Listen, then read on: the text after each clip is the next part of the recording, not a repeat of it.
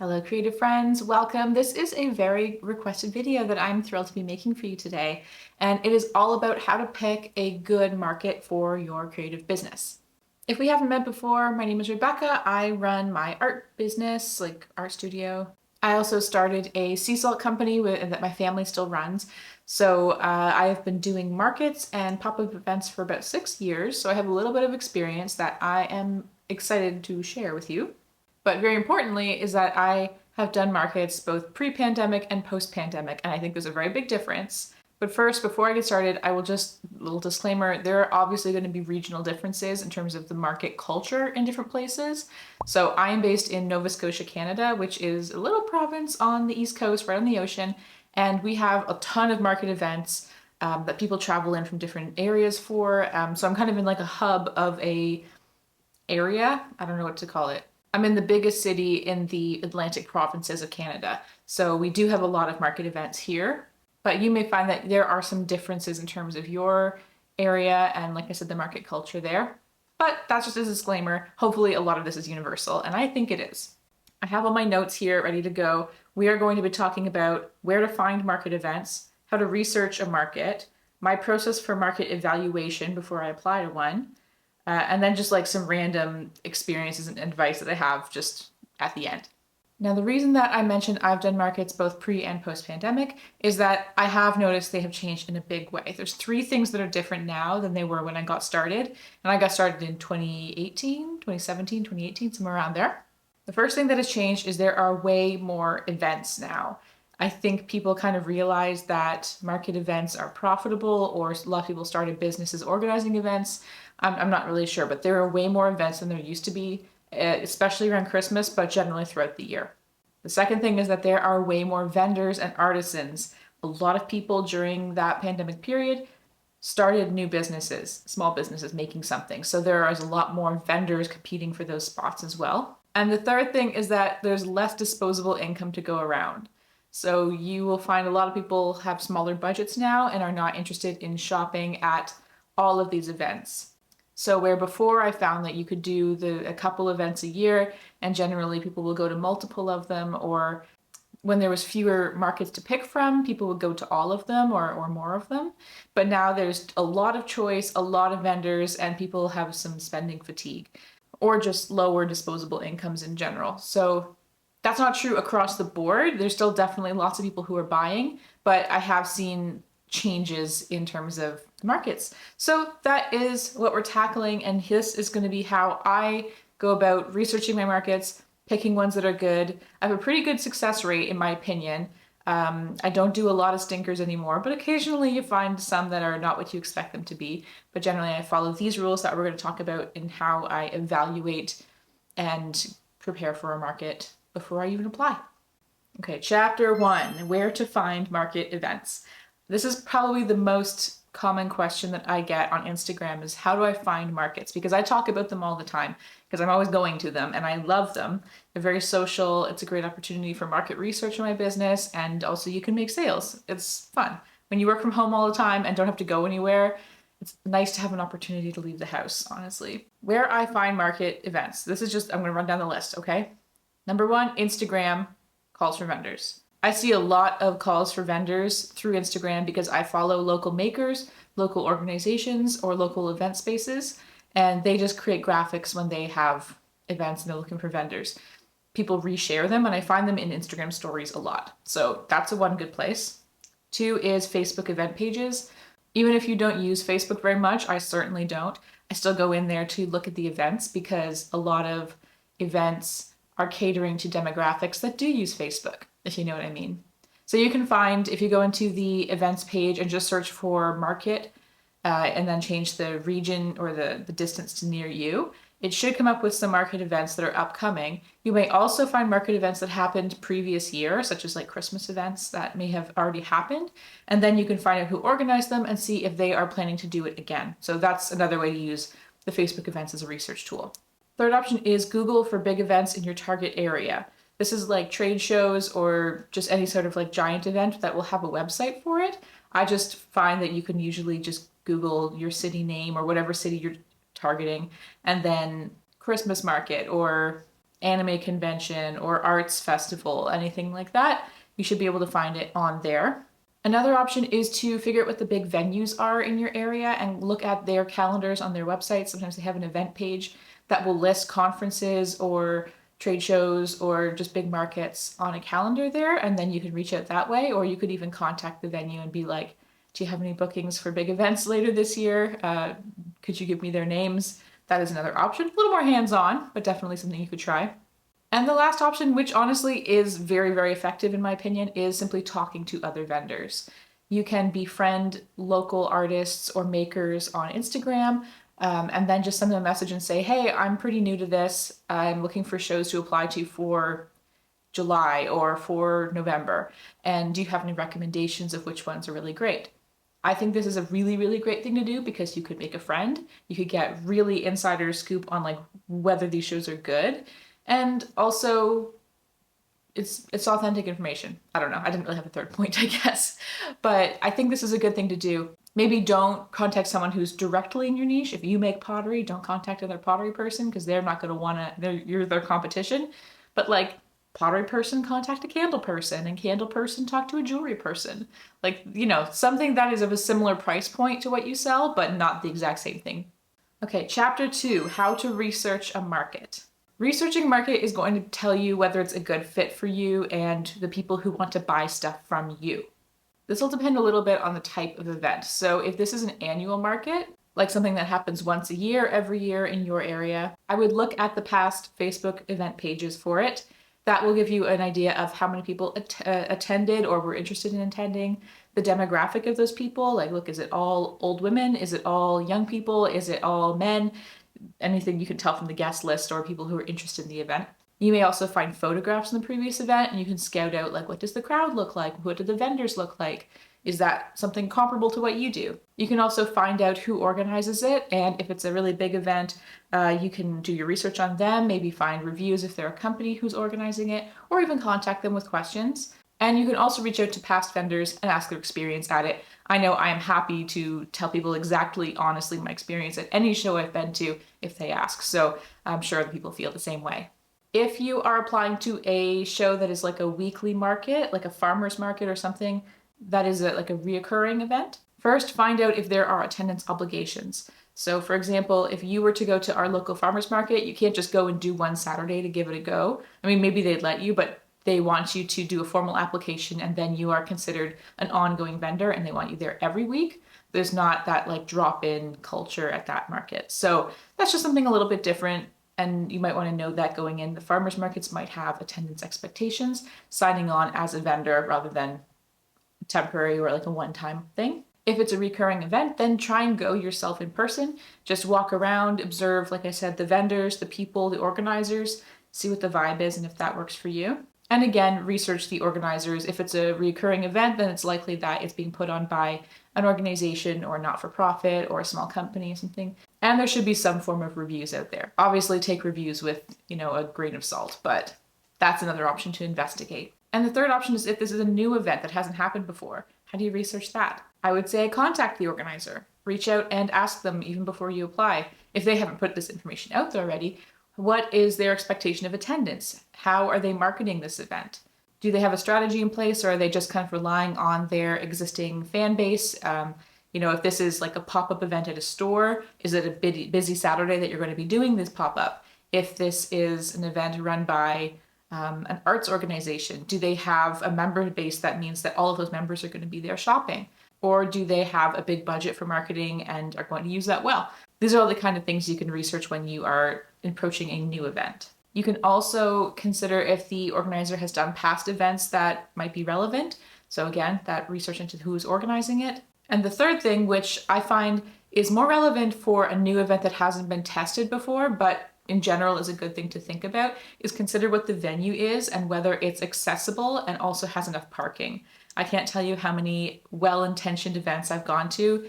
So in Halifax, where I live, the downtown is very, very old, so there's not a lot of parking. So hopefully you're near a parkade. There's like couple big ones downtown, but occasionally there are major parking issues and people just can't attend because it's just too congested. So that is something to definitely consider, the location of the venue and whether it's well thought out to host an event of this scale in that place. That factor is not necessarily going to mean you have a good or bad market, but it will set the tone for how happy your customers are and also whether people leave frustrated. And then a lot of people leaving frustrated can mean that an event may not happen a second time. You know, just the struggles of running a market, I guess. So those are some of the things I research. Another thing to consider that is sort of a metric for what an event is going to be like is the price that you are paying as a vendor. I wrote this down. I'm going to get this right. So in general, the price can be an indicator of what to expect in terms of the organization. In general, I mean, this is not 100% guarantee, but this is what I've observed. So low cost events, I'm talking $0 to $30 for a table. You are generally just paying for your table space, and maybe all that money goes towards the venue rental. Maybe some light marketing, but that's going to generally rely on pre-existing crowds. So, the $0 to $30 category. A little bit higher, like a mid-cost event, I would say anywhere from $50 to $300, obviously a big range, but that price will generally indicate a marketing budget and a staff budget. So a little bit more of an organized event, someone with at least some goals to market this event well. Whether they execute it, that depends on the individual. And then a high-cost event, which I would consider to be $500 or more, and typically that's a multi-day event.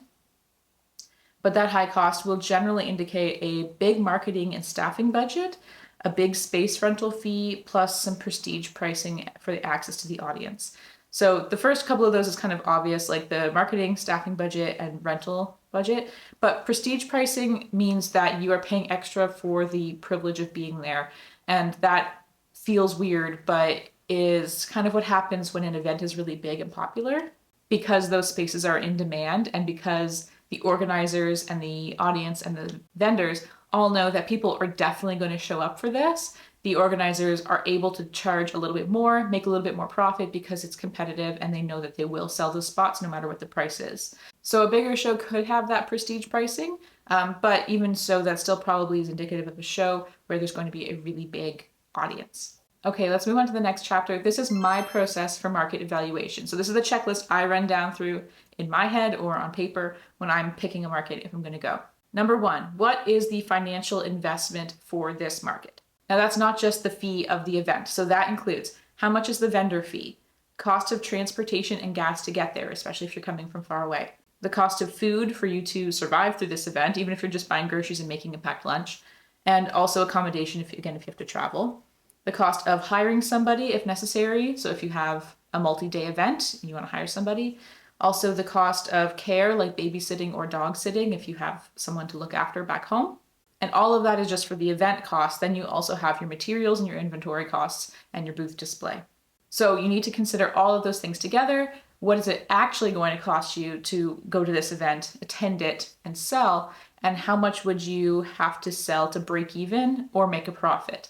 That's a hard numbers conversation to have because, like I said, you can't always predict the number of people at the events, but using some of the stuff I mentioned before, doing the research about past events, contacting the organizer, looking at the Facebook group, all of that can give you some expectation of the numbers, and factor in what's your average sale cost or how much is your average item cost, how many does it take to sell to break even, then to make a decent profit that's worth your time.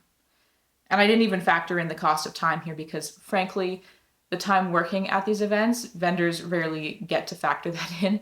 I definitely think you should, but it's a little harder to calculate. But do consider it if you are tracking your time as well, which you should be, but I recognize most people aren't. So that's number one in the checklist I run through. Number two is, does this market target my key customer demographic? One of those little worksheets that you probably encounter when you start a new business is like figure out your customer avatar. And that's actually useful in cases like this, because if I've determined my customer avatar is a feminine person in their early 20s who has lots of disposable income and goes to university, then I can look at that person and go, would they attend this event or this event? And that could be a yes or a no answer, which can be really helpful.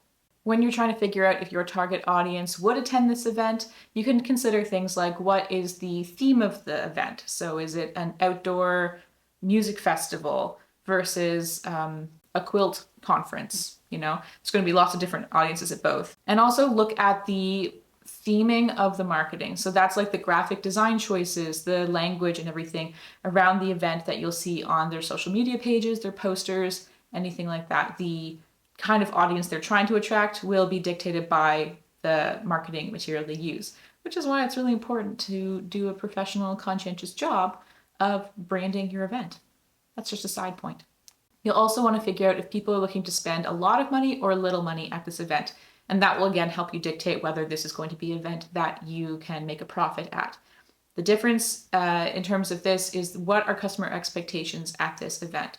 When I have been a vendor with my art at the farmer's market, people are generally looking to buy groceries and fruits and vegetables and food. A small percentage will buy from the artisans, so that is going to be a smaller customer base overall. And they're not looking to buy typically, I'll say typically, they're not looking to buy a $300 piece of original art. They might buy a $20 print.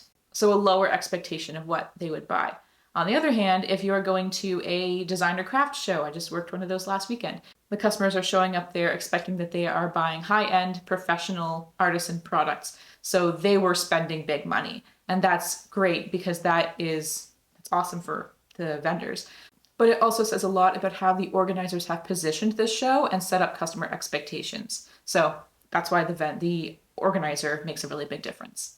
So running through my checklist again, does this make sense financially? Are the right people going to be there? And the third thing I check is, do I have the capacity to actually do this show? So what does capacity mean? A couple things. Do I have enough inventory to supply this show and actually go to it and not sell out, but also not like work myself to death ahead of time preparing? Like, do I have ample time for that? Consider the time frame. If this is a show that's happening 6 months from now, cool, you can figure that out. If it's happening in a week, you got to be realistic about your time availability. Then do you have the capacity to take time away from your other work to work on this show? Most people who run a vendor business or market business have a second job or a main job, and this is their second job. So are you able to take the time out of that to work this event? For a lot of people, they work Monday to Friday and then they get off on Friday and then they'll work all weekend on their other business. And that's your choice. That's how you set up your lifestyle. But just you want to be aware of, maybe it's better to do a 1-day show than a 3-day weekend show if that's your time availability. Up to you, really. In terms of capacity, do you also need to hire somebody to help you if the hours are long? We just did a Christmas show with 11-hour days, and I'm not personally ever again signing up to do an 11-hour sales day by myself. That's really unpleasant for me. Maybe you love it and that's totally cool. But luckily we have a team, so I don't have to hire anybody new, but you may want to, or pay a friend or family member. Don't ask anyone to do it for free. That is a way to ruin friendships. Another point on capacity, are you yourself able to physically set up and build an appealing booth or display?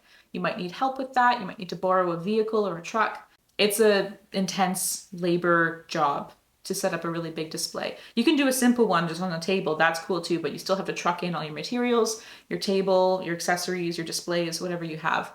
So make sure that you have the capacity to do that.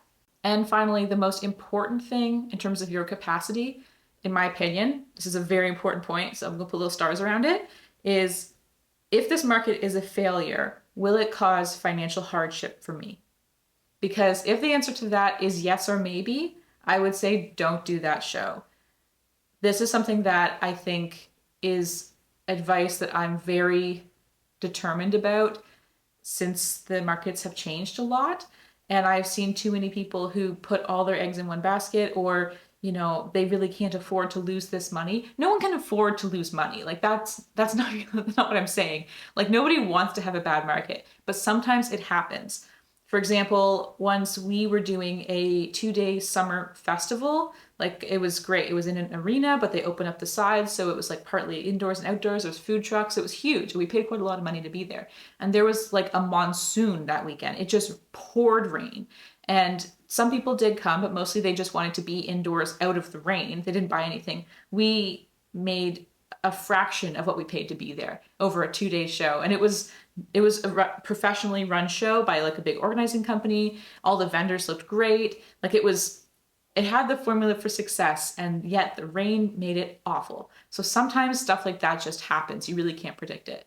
And because of the way that we run our business, that was awful and made us all feel bad and want to not do markets for a while. But the reality of it is it didn't ruin our lives or cause financial hardship. So if the risk factor when you do all these evaluations and calculations that if you did this market and you didn't make a profit, would it cause you financial hardship? If the answer is yes or maybe, I would really say maybe you need to build up your business online first or try smaller tier markets first. I don't think that's being mean. I'm just saying I think that's being really realistic because, sometimes you can get ahead of yourself with your business, especially if you are really enthusiastic or very passionate about it. It can be tempting to like save up all your dollars and then invest in a table at this really big event. But then you're going to go to the big event and maybe your booth doesn't look as established as the ones beside you, or maybe you don't have nearly enough inventory and you run it really fast. Anyways, I'm getting away from the point a little bit, but that is the final thing that I definitely consider. So that's my checklist. A couple just little things I didn't know where to fit into that. These are not necessarily deal breakers or deciding factors, but I do consider, is it a juried or application-based show? I find that juried shows where you are applying with like pictures of your product and they're evaluating it tend to have a higher quality event and people attend and buy more at those types of things. Is it being organized by an individual or by a professional company? I've seen them work both ways that have been really great. But like I said, the bigger companies tend to have bigger budgets for these things and more marketing. Sometimes that can pay off, but it really depends. That's why the research is important. Is the market event paired with a complementary event? I have done one like this that really changed the way I look at paired events. So what I mean is like there's a market and there's also a second thing happening at the same time next door or in the same venue. The kind that I would really avoid, because sometimes those are great, a monster truck rally with a market. I've never been to a monster truck rally. If this is happening in the winter and you are hosting a market in a nice, warm, cozy venue and an event is happening outside and it is cold and blustery, especially if it's a family event, all of those people are coming inside to stay warm and huddle around in the aisles and hang out and socialize, and they are not going to be shopping. That has happened to me, and it was a very, very disheartening night for all the vendors because this was something that was so hard to predict. I don't think anyone would have anticipated. We would have thought that this would be a great complimentary event, but in the end, everyone just wanted to be warm, and they had their kids, and the kids were not interested in waiting around while their parents shopped while they were trapped in snowsuits in now a hot room. So I'm a little wary of paired events. I really think through the logic of the pairing to make sure that it fits with what I think is going to work after that experience. And another note, how far in advance is the call for vendors? Some people believe that a show that is organized really far in advance is an indicator of quality, and some people that's the only metric they use. So if this is an event that you're paying for a booth in like April, May, and the event's happening at Christmas, some people view that as an indicator that this is a high quality show. Up to you if you believe that too. I would say generally, in my experience, it is true, but often you can get into those big events last minute because people cancel. All right, so that is basically my advice. I do have like a few little concluding notes. So markets are unpredictable. There are some things that happen that you can't anticipate. You can have a really great event with really horrible weather that throws it off. You can have unpredictable planning issues with like dual events. You can have expectations fall short for something involving tourists. I've been there where I was told like a big cruise ship is coming and then those people all had Norwalk virus, so nobody got off the ship. Just like random, the more markets you do, the more things are going to go wrong. That's just the reality of it. Really big shows can be worth the effort, but do consider the accessibility issues. If your city has a big conference venue, then maybe that's already accounted for all the parking issues. But, like I said, my city has some venues that have real parking challenges, so I'm wary-ish about events there. And overlapping with tourist events in the summer, I think can be a really good thing, but there are also logistical issues for that. For example, is your item easy to carry around, or is it really big and bulky for tourists to be exploring a city with? I'm thinking specifically of the Halifax Boardwalk when I'm talking about this. In the summer, it's just packed and sometimes there's tents, but then you have like a lot of just different issues than you would at like an indoor closed market space. Just, every event is going to have some different logistics issues. So running through a simulation in your head of how that event goes, my bottom line is that a great market will have a proven marketing strategy, and a marketing strategy, let's see, social media, paid ads, local posters, signboards, radio, TV ads, etc. Doesn't have to have all those things, but those are the common ones for market events. A good market will have a proven customer base or people who already love that market and are going to be excited to attend it again. And a great market will have a logical plan for their vendors in terms of making sure there is not too much overlap of categories and also not putting the same categories too near each other at an event. A bonus is having a volunteer who will cover your table for bathroom breaks. That doesn't happen at most shows, but the ones that do, they really know what they're doing. And another bonus is if they have a little snack and drink for the vendors. I've been very endeared to the organizers who have thought about our well-being and bringing around a cold drink, even just a cold water bottle. It's really kind. So that's what I think makes up a great market. And that's the end of my tips and my advice. I really hope that was helpful. I know it was a lot of information, but I have a lot of thoughts on it. So I hope it was useful in helping you form your strategy for figuring out if markets are good. It's not as simple as, oh, markets that have X are good ones and markets that have Y are bad ones. It's a complicated thing, and there is, like I said, always a chance it's going to rain or be a hurricane and they won't cancel it. You'll just sit there in the rain. But overall, even if you have a market that is not great or you don't sell a ton, you have to remember that it is a good opportunity for market research. Even the customers who don't buy from you, when they stop and they talk to you, that's still an opportunity to find out if your booth is attractive. What do they think of the products? What do they think of the prices? Is your collection cohesive? Are the people at this event the right kind to buy from you?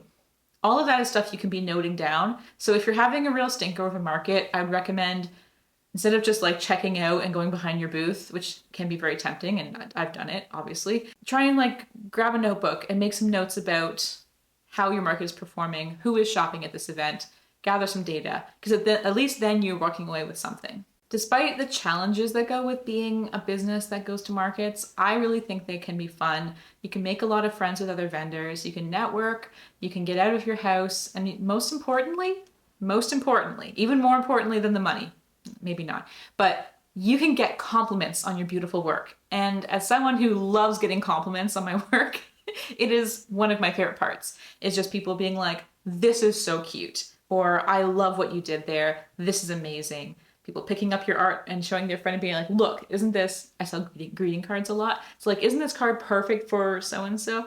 It is the nicest feeling to have people admire your stuff. And when you run a business, especially that's mostly online, you get comments and things, and those are nice, but it's so different to hear it right in front of you. Like I said, if your market is really stinky, try and focus on the nice feedback you might be getting, engage with customers, get some data, make some friends with other vendors, and at least then you're not walking away just thinking, that was a waste of time. Because I don't think it's ever a waste of time. As long as, remember my rule about no financial hardship don't go into hardship for a market event.